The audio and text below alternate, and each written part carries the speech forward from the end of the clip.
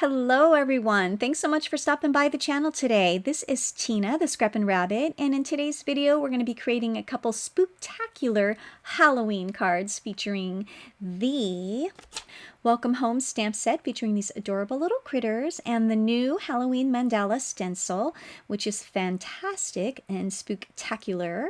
So the first thing that I like to do when creating my cards is stamp my images to color, and I like to emboss them, so I'm going to use some VersaFine black ink on some Copic friendly paper since I'm going to be coloring with Copics today. So once I stamp my images down, I like to heat emboss them using some clear embossing powder.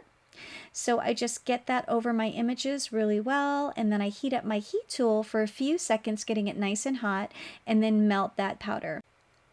I just love the way that it looks with the added dimensions, and as long as you are not going over the lines with your Copic markers, you can color just fine with them. So the first image here is this adorable little mummy bunny, and I'm a really slow colorist, so I do like to take my time. It's something very enjoyable for me, but I'm just using the warm grays to add a little of that white and color to the bandages, and I'm using the W3s, the W1, the W0, and the W00.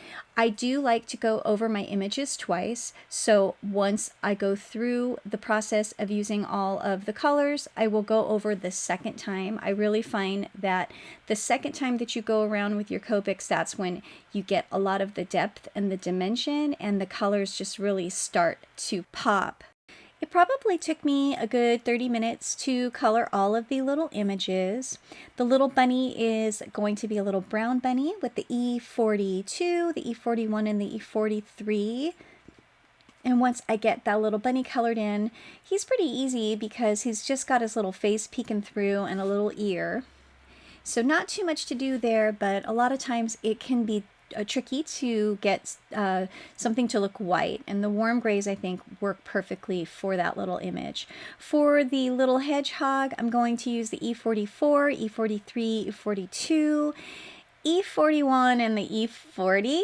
So dark to light, going from the outside his little spiky hair to the center of him with the E41 and the E40, blending it all out.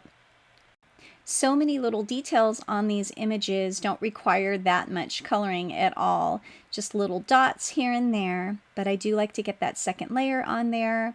And then once I have the second layer, I can move on to his little body, the E42, the E41, and the E40. And I love just watching the little critter come to life as you add the different layers of shading and coloring to his little face and his little expression there. So I think I'm going to add some RV00 there for the little tiny cheeks and blend it out with an RV0000. And then now it's time to move on to the little hat, and I'm going to use purples for it. The darkest shade is going to be V17, then blending out with the V15, and then the lightest shade is V12. I'm also going to add some gold stars to the hat. Again, I'm going to put on that first layer and then go back over for a second layer. And then that's when all of the depth starts to appear, especially when you add that dark color again.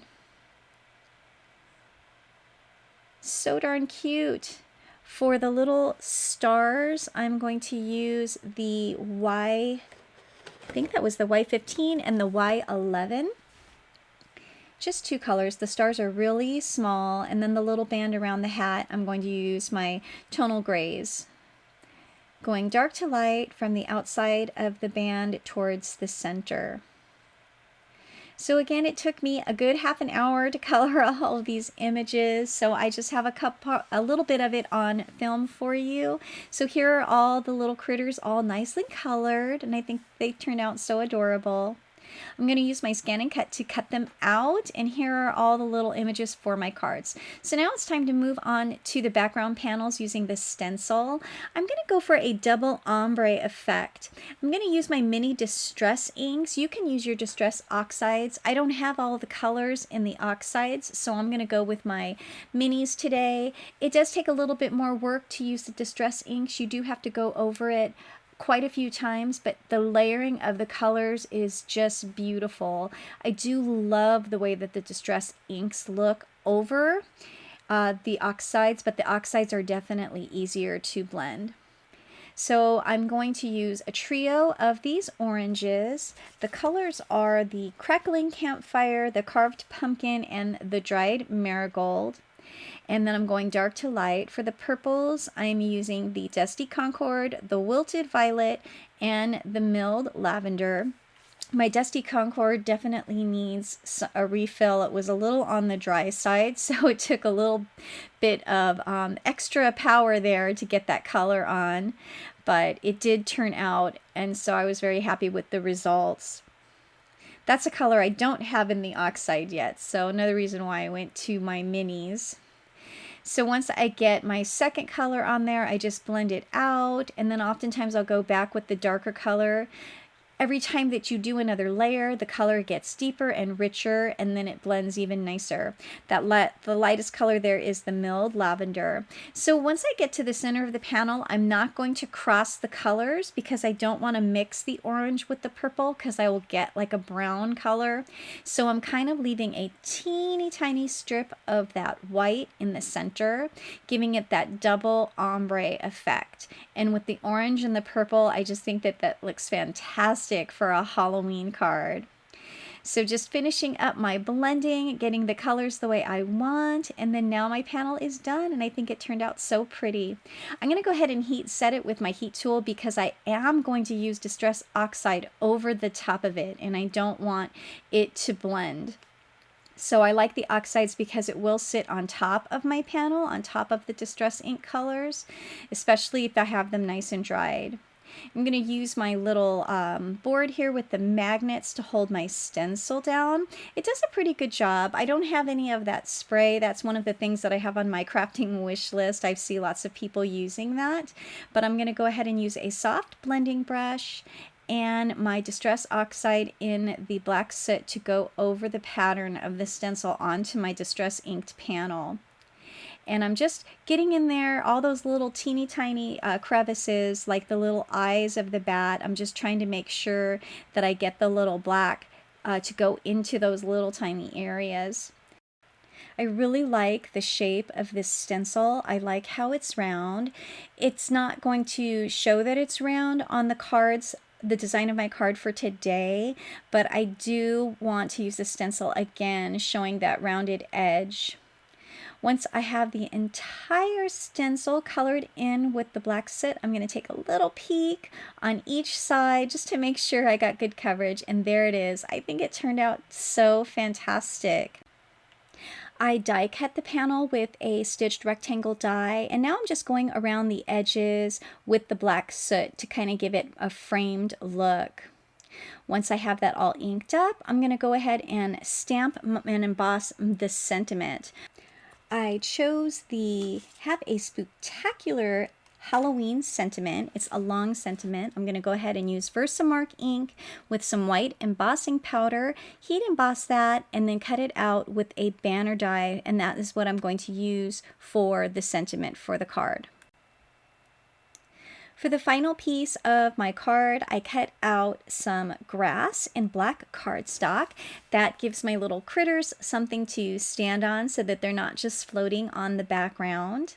I couldn't decide if I wanted the orange on the top or the orange on the bottom, so I went ahead and made one of each. When I do create, I do try to do 2 cards at a time because it honestly doesn't take that much more work to do a second card when you're already putting one together. So now I'm just going to pop up all the images on some double-sided adhesive foam. I do like to use liquid glue to adhere my layers, and I cut out a black cardstock frame. I am going to use a white card base that is going to tie in with the white trim around my critters. These are a top folding base, and I'm going to go ahead and glue all my layers down. When I remember to, I like to glue all the layers down initially. That way I can press down so that they're nice and flat. It's hard to do that if you already have your embellishments on there. Now it's time to just figure out where all these cute little critters are going to go and how I'm going to arrange them on my cards. So I'm going to go ahead and pull off all the tape, stick all those adorable images down, and then that is going to make 2 Spooktacular Halloween cards.